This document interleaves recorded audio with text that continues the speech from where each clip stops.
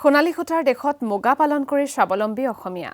মুগা শিল্পৰ জৰিয়তে স্বাৱলম্বী হৈছে লখিমপুৰ ধেমাজিৰ বহু লোক। মুগা পালন কৰি প্ৰতি বছৰে উপাৰ্জন কৰিছে ধন।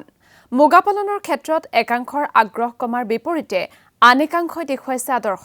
বিশ্বত সমাদৰ বৃদ্ধি হৈছে মুগাৰ।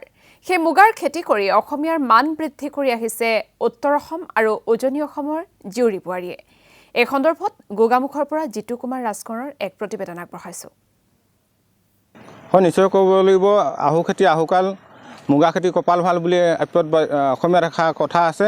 মই বৰ্তমান উপস্থিত আছোঁ গোগামুখৰ চুমনি ফাৰ্মত। এই চুমনি ফাৰ্মত এতিয়া দেখা গৈছে মুগা পালকসকলৰ মাজত হাঁহি বিৰিঙাবলৈ সক্ষম হোৱা পৰিলক্ষিত হৈছে। মোৰ সহযোগে দেখাব এই মুগাৰ পালকসকলে যিদৰে মুগাৰ জালি ৰাখিছে। জালি এইদৰে তেওঁলোকে মুগাৰ যিসমূহ পকা ওলাইছিলে সেই পকাসমূহ জালিত ধৰি ৰখা পৰিলক্ষিত হয়। ক'বলৈ মুগা সাজযোৰ যেন অসমীয়া সমাজ জীৱনৰ স্বাভিমানৰ প্ৰতীক। বৰ্তমান মুগা শিল্পই কেৱল অসমতে নহয় দেশ বিদেশতো সমাদৰ লাভ কৰিবলৈ সক্ষম হৈছে। তেনে সময়ত দেখা গৈছে অসমীয়া সাজযোৰ যেন এতিয়া তীব্ৰ ভাবুকি অহা পৰিলক্ষিত হয়। অসমীয়া স্বাভিমানৰ যি প্ৰতীক সেই ভাবুকি আহিছে। পূৰ্বতে বিশেষকৈ উজনি অসমৰ বোৱাৰী জীয়ৰীসকলে ঘৰে ঘৰে প্ৰতি ঘৰতে কম বেছি পৰিমাণে মুগা পুহিছিল। কিন্তু অসমত চাহ খেতিৰ পৰিসৰ বৃদ্ধি পোৱাৰ পিছতে মুগা পালকৰ সংখ্যা কমিবলৈ ধৰিছে। একাংশ মুগা পালকৰ স্বাৱলম্বিতাৰ মুখ দেখি এতিয়া হাঁহি বিৰিঙাবলৈ সক্ষম হৈছে। ক'ব লাগিব এই মুগা পালকৰ মাজত এইবাৰ যিহেতু মুগা এইবাৰ তেওঁলোকৰ হাঁহি বিৰিঙাবলৈ সক্ষম হৈছে, যিহেতু মুগা পালকৰ সংখ্যাও কমি আহিছে। মোৰ সহযোগে দেখাইছে এইদৰে মুগা পালকৰ যিসমূহ গছ আছে এই গছত এইদৰে তেওঁলোকে চিলিঙিত মুগা লগাই থকা দেখা গৈছে। এইদৰে যিহেতু সোণালী সূতাৰ দেশত যেন এতিয়া মুগা পালকৰ মাজত গছসমূহ যেতিয়া চুমনি নাইকিয়া হ'বলৈ ধৰিছে। উজনি অসমত মুগা পালক লখিমপুৰ আৰু ধেমাজি জিলাত মুগা পালকসকলে মুগা পালনৰ ক্ষেত্ৰত উপকৃত হৈছে। যিহেতু অসমৰ পাট মুগাই এৰী মুগাৰ গৰ্ব কৰিছিল, সেই শিল্প কলা বহিৰাজ্যই নকল পাট মুগা উৎপাদন কৰি অসমত তৰমীয়া ব্যৱসায় চলাইছে। এতিয়া মুগা পালকৰ পোনে মই মুগা পালকৰ ওচৰলৈ যাম। যিহেতু আপোনালোকে দীৰ্ঘদিন ধৰি মুগা পালনৰ জৰিয়তে স্বাৱলম্বী বা ঘৰখনৰ পৰিয়ালটো পোহপালন দি আহিছে, কি ক'ব? নমস্কাৰ, মোৰ নাম ভদেশ্বৰ বৰুৱা। মই অৰিজিন মোৰ ঘিলামাৰী আছিলে। ঘিলামাৰীৰ পৰা মই যোনে চাকৰি সূত্ৰে আছিলোঁ। এতিয়া চাকৰি শেষ হোৱাৰ পাছতে মই আজি 3 বছৰ হ'ব। 3 বছৰ ধৰি মই আজি মুগা পালন কৰি আহিছোঁ। মুগা খেতি যথেষ্ট ভাল হয়, কিন্তু আচল কথা হ'ল কি আমাৰ যিটো পৰিৱেশ পাব লাগে সেই পৰিৱেশমতে আমি বিশেষকৈ মুগা পালকসকলে যেনেধৰণৰ পৰিৱেশ পাব লাগে সেই ধৰণৰ পৰিৱেশ পাবৰ কাৰণে সক্ষম হোৱা নাই। বিশেষকৈ আমাৰ যিকেইখন ফাৰ্ম আছে ফাৰ্মকেইখনৰ অৱস্থাটো তেনেই মানে ভাল, মানে যি ধৰণৰ হ'ব লাগে, যি ধৰণৰ সুবিধাজনক হ'ব লাগে সেই ধৰণৰ সুবিধাজনক হোৱা নাই। বিশেষকৈ ইয়াত কিছুমান অসুবিধা আছে। অসুবিধাটো এনেকুৱা হয়, ইয়াত মানে যি ধৰণে তেখেতলোকে মানে গছবিলাক ৰাখিব লাগিছিলে, বাউণ্ডেৰী মাৰি পেলাই সেই ধৰণৰ বাউণ্ডেৰীবিলাকো বিশেষকৈ কমজোৰ হৈছে।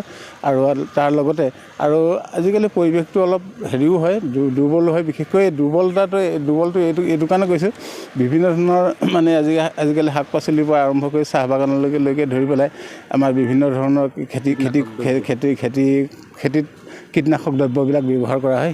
সেই ব্যৱহাৰৰ ফলত আমাৰ উৎপাদন ক্ষমতাবিলাক অলপ কমিছে। আৰু বিশেষকৈ আমাৰ ঢকুৱাখানা, লখিমপুৰ, ধেমাজি এই 3খন জিলা মুগা উৎপাদনৰ ক্ষেত্ৰত যথেষ্ট মানে আগবঢ়া আছিলে। কিন্তু এতিয়া দেখিছোঁ মুগা পালকসকলে অলপ হতাশাত পৰিব লগা হয়। বিশেষকৈ এই কীটনাশক দ্ৰব্যবিলাক ব্যৱহাৰ কৰাৰ ফলত আৰু বিভিন্ন যান বাহনৰ প্ৰদূষণ হয়। গতিকে আমাৰ চুমনিবিলাক সাধাৰণতে আজিকালি মানে পানীৰ পৰাও কিছুমান অসুবিধা হয়।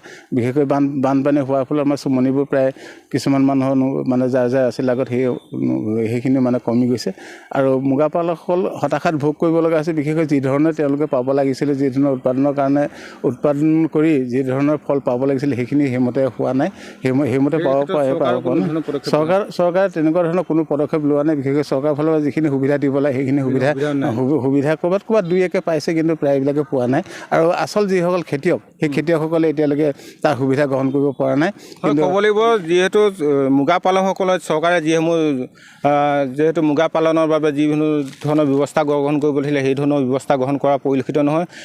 যিহেতু ক'ব লাগিব যিহেতু উত্তৰ অসমৰ ভিতৰত লখিমপুৰ ধেমাজি জিলাতে সোণালী সূতা দেশ বুলি কোৱা হয়। এই সোণালী সূতা দেশত যেন এতিয়া তীব্ৰ প্ৰত্যাহ্বান আহিছে চুমনি ফাৰ্মসমূহলৈ। যিহেতু ক'ব লাগিব যে একাংশ লোকে চাহ বাগান কবি খেতি আদিত কীটনাশক দ্ৰব্য ছিটোৱাৰ ফলতে যিহেতু মুগা পালকসকলৰ মাজত প্ৰত্যাহ্বানৰ সন্মুখীন হ'বলগীয়া হৈছে। পুনৰ আকৌ তেখেতৰ ওচৰলৈ যাম। যিহেতু আপোনালোকে কীটনাশক দ্ৰব্যৰ বাবে প্ৰত্যাহ্বানৰ সন্মুখীন হ'বলগীয়া হয় মুগা পালনৰ ক্ষেত্ৰত, কি ক'ব এই মতে? কীটনাশক দ্ৰব্যবোৰ সময়মতে সকলোতে ব্যৱহাৰ কৰিবই, সকলোৱে নিজৰ নিজৰ ব্যৱসায় নিজে নিজে কৰিব। কিন্তু হ'লেও আমাৰ যেনেধৰণে সুবিধা তেখেতলোকৰ যিখিনি বিশেষকৈ কাৰিকৰী যিখিনি ব্যৱস্থা কৰিব লাগে কীটনাশক দ্ৰব্য ব্যৱহাৰৰ ক্ষেত্ৰত, যাতে আমাৰ মুগাবিলাক যাতে এৰিয়ে হওক বা মুগাই হওক এইখিনি যাতে ইয়াত যাতে প্ৰভাৱ নপৰে, বেয়া প্ৰভাৱ যাতে নপৰে, তাৰ কাৰণে তেওঁলোকে যদি তেনেধৰণে যদি ঔষধ ব্যৱহাৰ কৰে তেনেহ'লে আমাৰ অসুবিধা একো নাই। বিশেষকৈ সেইখিনিয়ে আৰু আমিতো এতিয়া মুগা পালন কৰি আছোঁ। মুগাৰ বিভিন্ন ধৰণৰ বেমাৰো হয় সময়ে সময়ে, বিশেষকৈ পৰিৱেশটোৰ ক্ষেত্ৰত। ইয়াতে চাওক, ইয়াত গোৱামুখ ফাৰ্মখনতে চাওক, ইয়াত আপোনাৰ চাওক এনেকুৱা মানে অৱস্থাত আমি মানে মুগা পালন কৰিব লগা হয়। ইয়াত চাওক প্ৰত্যেকটো লাইনতে আপোনাৰ এটা গাঁত মানুহ তলটো এটা গাঁত আছে। গতিকে এনেকুৱা ধৰণৰ অসুবিধা হ'লে ইয়াত মুগা পালন কৰাসকলে বহু কষ্ট কৰিব লাগে। গতিকে আমি বহু কষ্টৰ মাজেদি আমাৰ আগত এজন ৰিখেশ্বৰ গগৈ বুলি কয়, তেখেতে প্ৰায় 8,000মান মুগা পকাই গ'ল।